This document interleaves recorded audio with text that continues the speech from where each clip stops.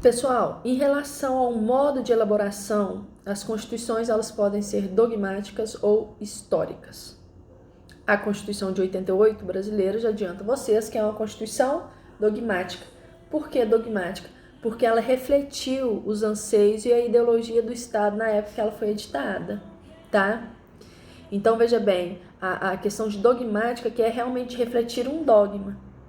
Por que a nossa Constituição ela é tão expressiva na questão de mantença da liberdade de expressão, dos remédios constitucionais, da proibição de tortura? Por quê? Porque são anseios, eram dogmas que começaram a brotar no pós-período de ditadura militar, certo? Ao lado das constituições dogmáticas, gente, que serão sempre escritas, tá? Nós temos as constituições históricas. Veja bem, as constituições históricas, gente, elas não são produzidas do dia para a noite. Como que se dá a produção de uma constituição histórica, né? Que se aproxima aí de uma constituição costumeira, como é o caso da Inglaterra. Essas constituições, elas são construídas num processo lento e contínuo, gente.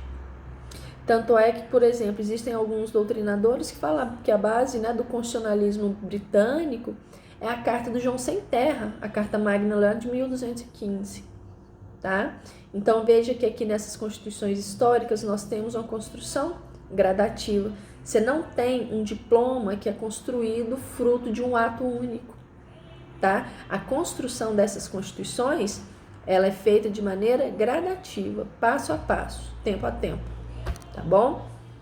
Agora veja bem, em relação à estabilidade ou rigidez da Constituição, elas podem ser imutáveis, rígidas, flexíveis, semi-rígida ou semi-flexível e transitoriamente flexível. Primeira coisa, a Constituição imutável é aquela que não vai mudar. O que é algo imutável? Os dogmas da igreja, por exemplo, da igreja cristã, são imutáveis. Tá? Você não tem oscilação, você não vai ter alteração. Mesmo que a sociedade muda, você bate sempre na mesma tecla. As constituições rígidas, gente, são constituições que apresentam um procedimento de alteração mais rígido, certo? Que é o caso da Constituição Federal Brasileira. Porque o rito de alteração da Constituição Federal Brasileira é diferente das leis ordinárias. Você tem um quórum diferente para aprovação, você tem um rol de legitimados diferentes, tá? Então, a Constituição rígida, o que você conclui disso? Que o procedimento para alteração dessas constituições, ele vai ser mais arenoso, ele vai ser mais dificultoso, certo? Agora, em relação às constituições flexíveis, nós vamos falar que não existe um procedimento mais dificultoso para alterá-las, tá? Geralmente, essas constituições flexíveis, elas adotam para a sua alteração o mesmo rito de uma lei ordinária, que é um procedimento mais simples, tá bom? Agora, semi-rígida ou semi-flexível. Essas constituições, vamos imaginar que é uma constituição de 20 artigos, né? Do 1 ao 10, você altera no mesmo rito das leis ordinárias. E do 11 ao 20, você altera com um grau a mais de dificuldade.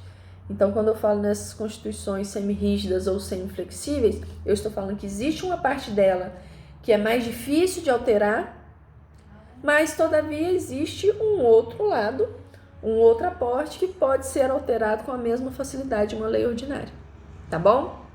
E para encerrar a questão da estabilidade, né, dessa classificação, nós temos aquelas que são transitoriamente flexíveis. Ou seja, imaginemos a Constituição do Estado X. Essa Constituição, nos primeiros 5 anos de vigência, ela pode ser alterada pelo mesmo rito das leis ordinárias. Passou esse período, elas vão ser alteradas pelo rito mais difícil. Tá? Então, por que transitoriamente flexível?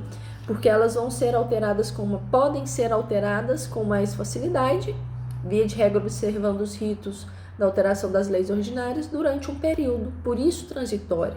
Passou o período, elas voltam a ter rigidez, tá bom?